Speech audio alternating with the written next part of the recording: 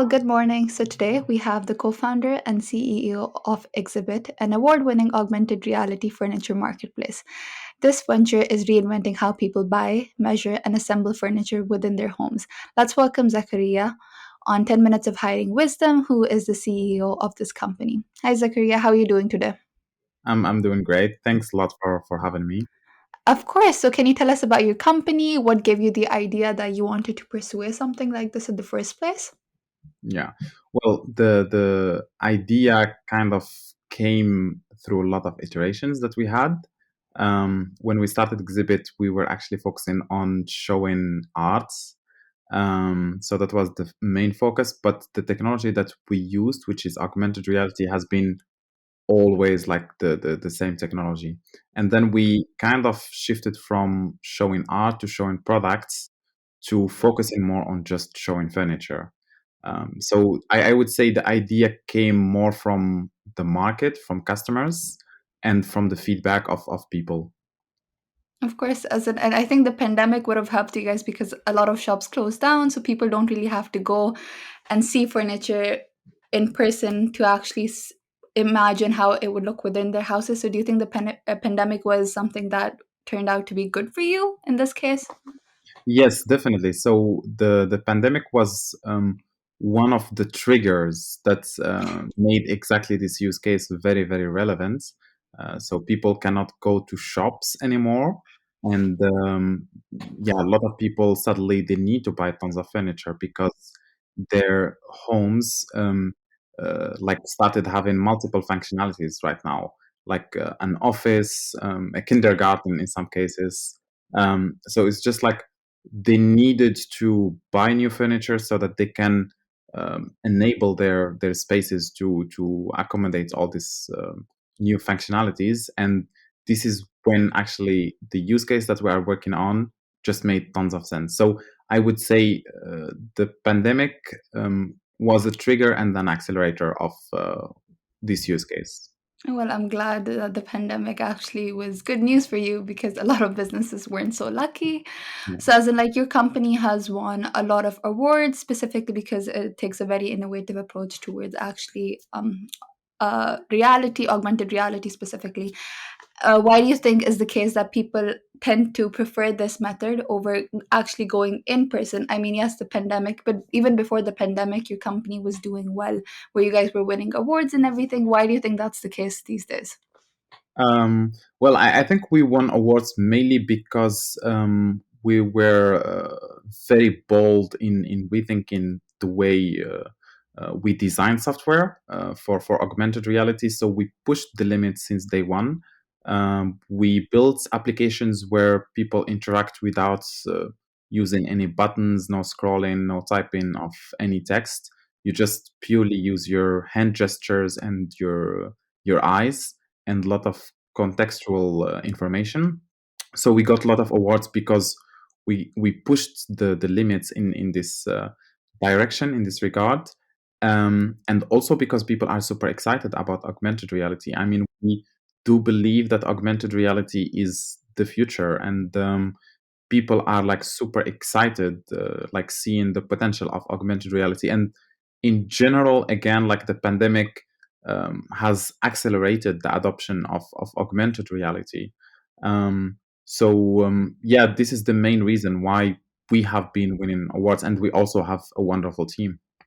Well, that's very true. As in, like, it definitely seems like you thought out of the box and decided to pursue something that you believed in, and then you actually made people believe in it as well. And then the pandemic happened, and things just started working in your favor.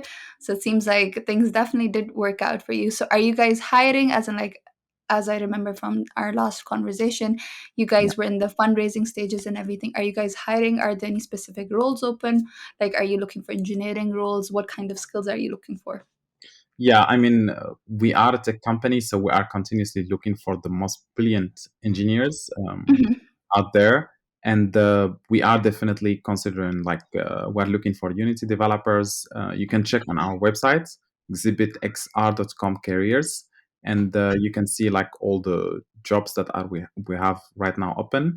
It's Okay. mainly like in developments, but we also look for more people in business development coming from the furniture industry, people who Okay. have experience working for IKEA or Wayfair or some of these big furniture brands.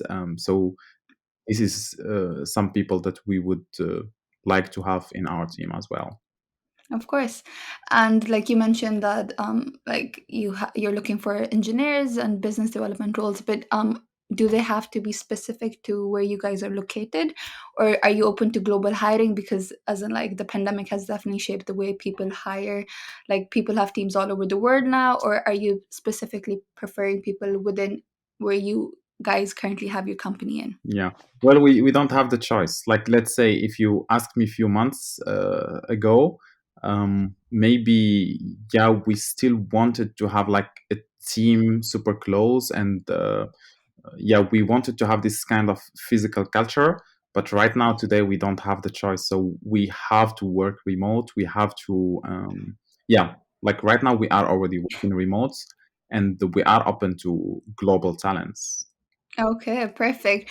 And like because as in like you're open to global hiring and everything, according to you, if you are looking for talent in the market, have you faced any challenges finding the right talent? Like do you think there's a gap between finding the right talent and companies that are hiring? And how do you deal with that gap? Yeah, I think hiring is really like super challenging. Like finding the right people in terms of like skills first, and also in terms of the culture fits. Like we do spend a lot of time, I would say, and also resources on finding the right people. And we are very picky when it comes to bringing someone on board, but I think it's for a very good reason. It is very challenging, like hiring the right people. Yeah, that's very true. And I don't think as in like you would want to make the mistake of hiring someone and eventually you realize, oh, they don't fit within your company. And Yeah, then that goes a lot of time, a lot of effort, and a lot of money because you yeah, actually rushed into the process of hiring someone that actually didn't fit in your company. So I mean yeah, I can completely understand why you're picky and why that would be good for your company because you did mention previously that you have a team of wonderful people. So you wouldn't yeah, want someone to be a part of that wonderful team unless and until you're actually sure that they yeah. would be an asset to your team. So that completely makes sense. So Zakaria, is there anything as in like you're a CEO yourself? What do you think is some what do you if there's any piece of advice that you have for job seekers out there because a lot of people have lost their jobs due to the pandemic, what would it be according to you? Like the first advice is like don't stop. You can always do things even like while looking for a job. Just be creative, you know, like do something, like either learn a new skill, try to use your time wisely and work on your passions, because maybe you won't have the same opportunity in the future to just or like the same freedom in the future to give some time to your passions. And this is also something that is super cool, like when you are applying for a job, like people will ask you if you had like a break of 6 months, they will ask you what did you do for like during these 6 months. And um if the answer is just, hey, I've been applying for jobs, it's not like really a very good answer, because it takes you an hour probably or 2 hours to apply for new jobs every day. And what do you do the rest? So I would really like give this advice to people. And I think like since the world is getting more remote and global, uh, I think people should also open their mind and apply in different locations. You know, if you are based in a certain country, like don't focus only on that country. You can always, or like especially today, you can work in other countries remotely. So be open and just look for opportunities in other countries. And some countries have been hit, but some other countries that are doing pretty well. So maybe considering these countries will be very wise decision. That makes sense. Well, thank you so much for sharing your insights, your open mindedness with all of us. It was a pleasure learning from you, Zakaria. And I know it's pretty late in where you are currently. So thank you for staying up and sharing your insights with us. Have a Yeah, good rest of your one day. yeah. Thank you. Thanks a lot. Thanks for having Bye. me.